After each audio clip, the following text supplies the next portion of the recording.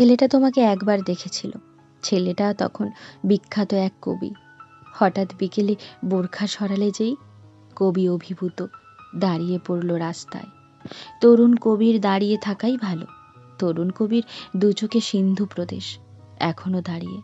তার পাশ দিয়ে বাস যায়, দুহাত ভরেছে রডোড্রেন্ডন গুচ্ছে। ভালো না বাসলে কি করে রাত্রি জাগবে? ভুলে গিয়েছিলে কেউ একজন দাঁড়িয়ে। কিন্তু বিকেলে রেডিও বাজলো ঘরে ঘরে। তরুণ কবির কণ্ঠে একটি কবিতা। কবিতা চলল সিন্ধু প্রদেশ ছাড়িয়ে। কি করে পারলো এমন কবিতা লিখতে? জাহিরা, তোমাকে বেত মারা হলো 100। কাকে কবি বলে? পরপুরুষের কাব্য। গলা টিপে ধরে বর, বাবা, দাদা সব্বাই। ভাবিনি কখনো রডোডেনড্রন কার নাম কবিকে ভাবিনি।